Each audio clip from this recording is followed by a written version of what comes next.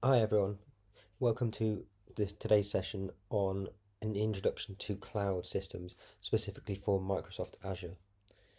I've got a set of slides that we're going to be working through a deck really over the next 2 weeks in discrete parts, and they specialize on different areas of cloud technology. Now, this set of slides gives you the understanding, the information and background that you need to be able to attempt the AZ900 exam and get the certification there, but it's not the only source of information and support we have. So there's some end of section quizzes, questions, things for you to go through really, and to supplement your reading. And you can watch this video as many times as you need to, pause it, make sure you're making detailed notes as you go, because you're going to need to retain that information for when you do the exam. Now, in order to supplement this, there's a whole set of material online on Microsoft's Learn platform, which you'll start working through tomorrow. And anytime that there's practical activities or things to do on Azure that are shown in the slides, we're going to pause that and not do that during the slides. You're going to be doing that following Microsoft's instructions on their Learn platform tomorrow and in the future sessions. But I'll make that really clear when we hit that point. Okay.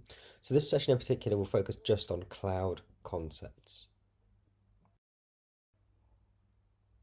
So I wouldn't be teaching if I didn't specify learning objectives. Okay, and you can see quite clearly these slides were all provided courtesy of Microsoft in 2020. So the objectives: being able to describe and understand cloud services and their benefits, which we've done a lot of last week, and you all did some great research and presentations to start us off really with seeing the different services and setups offered by different cloud providers. Okay. But we're just going to lay that out formally here. Understand key terms you'll encounter when working with cloud services, public, private, and hybrid cloud models, and then we're going to go for IaaS, PaaS, and SaaS.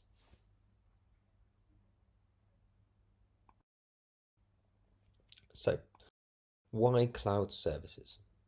Let's just frame this just in the way that Microsoft want us to be able to explain it and use it. So, compute power such as Linux servers or web applications were the typical way of running remote or server systems, but now the cloud has moved to a far more flexible approach where you can have operating systems working in different ways, structures all working together. Storage is a massive benefit of the cloud, given that you've got an entirely scalable architecture for storing as many files and databases as you need to without needing to purchase the hardware. There are often secure network connections and a secure system setup that sits behind the Azure firewall. And then there's all the analytics too. So being able to visualize data that's streaming in, or telemetry and performance data of different types.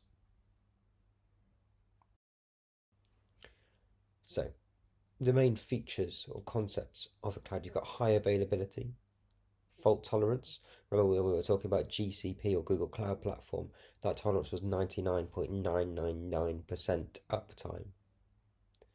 We've got scalability, in that you can take over one computer in the cloud, you can scale up to be many cloud servers.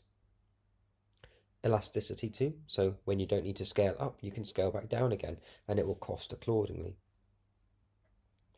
You can run things internationally, and if you're working as part of an international organization who has multiple different cloud network setups, you can access those anywhere.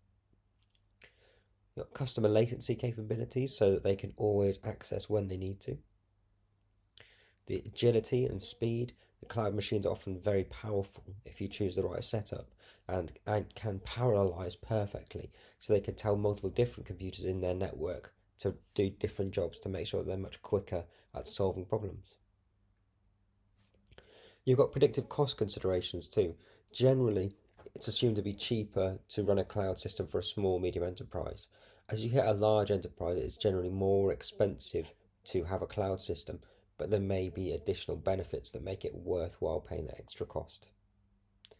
You've got disaster recovery, in that you don't need to worry about what's going to happen to your physical computers in your office. The cloud will sort that out and mimic or back up that machine in different ways.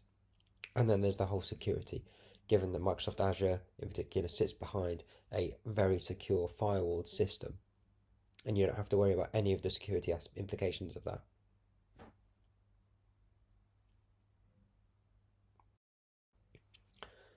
Now, you may have heard of the term economies of scale.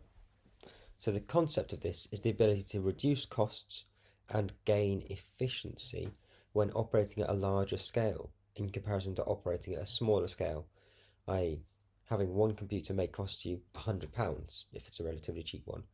Having 100 computers wouldn't necessarily cost you £10,000 or 100 times 100, it would be much cheaper.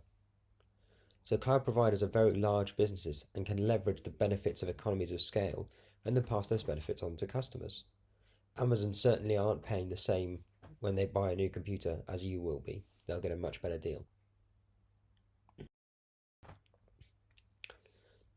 Now, in terms of cost, there's a very big difference between capital expenditure and operational expenditure. Or CapEx versus OpEx. So CapEx would be the spend on physical infrastructure up front. You deduct that expense from your tax bill, high upfront cost, but the value of an investment reduces over time. Then you've got operational expenditures. So this would be your spend of using the cloud, for instance, because you don't have that capital or that piece of equipment at the end. So you're spending on services or products as you need them. You get billed immediately rather than having to worry about how much this computer will be worth in 3 or 4 years' time for the accountants. You can deduct that expense from your tax bill in the same year, and you don't have an upfront cost, you just pay it as you use it. So the cloud is starting to have more and more benefits as we look into this further. Now, the cloud operates a consumption-based model. So generally there are no upfront costs whatsoever. You don't need to purchase and manage any of the infrastructure. Companies used to have massive server rooms, which would just be an entire floor of a big office building and just racks and racks of computers. And now with the cloud services, you can let someone else manage all of that, the heating, the cooling requirements, the safety, security, all of those things. So you've got the ability to pay for additional resources as you need them, and you can stop paying for resources that are no longer needed. Every large organization either is considering using the cloud in some way or does use the cloud in some way. Okay, it is widespread, it's everywhere. I recently even found out that even a lot of online computer games that used to be run through the game designers are actually run through the cloud. So you may, if you've got any kids, or you may have heard of Fortnite, that's actually run entirely through Amazon servers. So it's an entirely scalable architecture that can jump up if they've got more and more kids playing at a time, or it can scale down if it's less popular. So it's much better for them as a cost-based model. So types of cloud models. We've got the public cloud. So this would be owned by the cloud services or hosting provider. This provides resources and services to multiple organizations and users for easy access. And it's accessed via secure network connections, typically over the internet. Okay, you might arrive there, it could just be hosting a website, or it could be hosting data in a database and you need to log into a secure connection for that.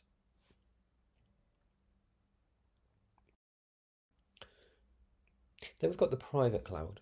So this will be owned and operated by the organization that uses cloud resources. Organizations create a cloud environment in their data center, and then the self-service access to computer resources provides to users within the organization, so people remotely connect, but inside the office. This will be the time when organizations are responsible for operating all of the services that they provide, and you need quite a responsive and adept IT team to be able to manage this.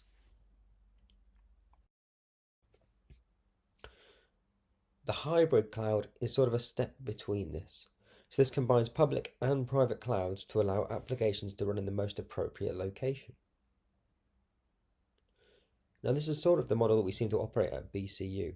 Obviously I don't work in the IT team, so I don't have all the knowledge, but we can quite clearly see when you get your BCU login email addresses that all of our security sits behind a Microsoft firewall, which will be cloud operated, and then different services will be hosted in different places, some privately, say our student information system, so our records of all the students, all the information that we keep for people, and that then tells our learning management system, so Moodle, which you may have heard of before.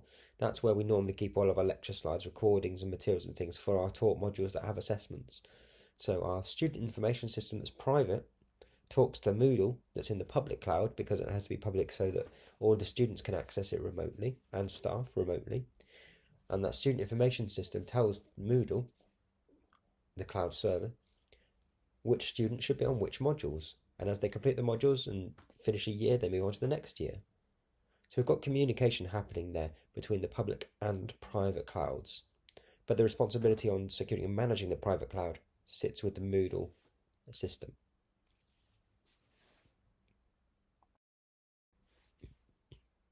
So we've just got a simple comparison slide here in terms of the different types of clouds: public, private, and hybrid.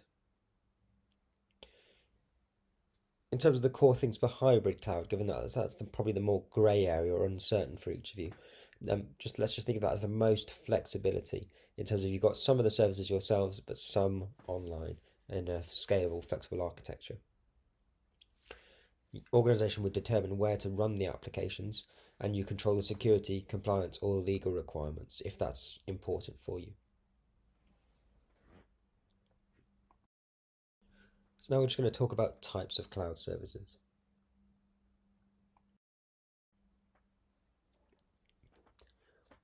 So in your private cloud, you can have on-premises systems. So data and access applications, operating systems, whether you're using Windows or Linux or Apple Mac OS. If you aren't familiar with any of those terms, just have a Google. You'll get some great explanations online. Okay. Infrastructure as a service is the next set. So you've got some systems that are managed by you in green, and the cloud provider manages the services in blue. So that would be them managing the computing power, the networking, and the storage. But you, as a company, would manage virtual machines, operating systems, runtime, applications, and the data, as well as access. The next step up between private and public would be a platform as a service. So this is a hybrid model where, as a company, you would only manage the data and access and the applications, but those would all be set up in the cloud. So the operating systems, virtual machines, computing, networking, and storage. And then you've got software as a service, which is the next transition step between private cloud and public cloud, where you only manage the data and access as an organization, and everything else is run and managed in the cloud. Okay, now these three step-up models of going from you managing everything on premises to in the cloud. Generally, the more popular one is infrastructure as a service if you're security conscious, or software as a service if you don't have any security requirements but just need something to work and that you have minimal IT management of. So, infrastructure as a service is the most basic cloud computing services category. You build a pay-as-you-go IT infrastructure and you rent the servers in the cloud, virtual machines, storage, networks, and operating systems from a cloud provider.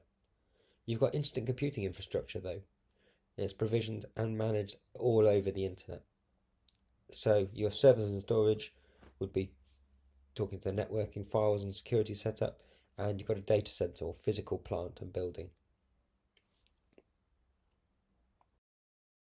If we then contrast that infrastructure as a service with the platform as a service additionalities to that, so we're adding on top of the IaaS, the operating systems, and the development tools, so database management and business analytics.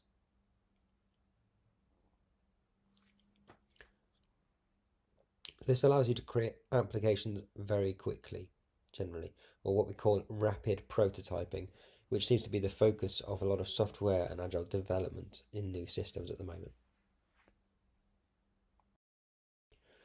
Then we've got software as a service, which has the additionality of hosted applications or apps online. So you're centrally hosted and managed software for end users. Users will connect to and use cloud-based apps over the internet, like Microsoft Office 365, email, and calendars.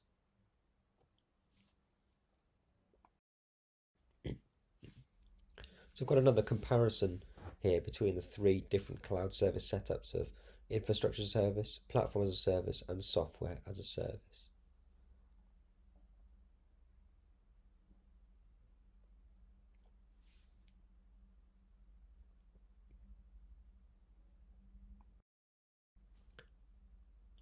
So that's the end of this video. Thanks all for watching. There is a link online to a brief quiz for you to do a knowledge check and to see how well you've retained that information, and if you need to go back and re-watch the video again. After you've done the knowledge check, there'll be an additional video to watch as the second set of PowerPoint slides for this introduction to cloud and preparation for the AZ 900 exam. Thanks for watching.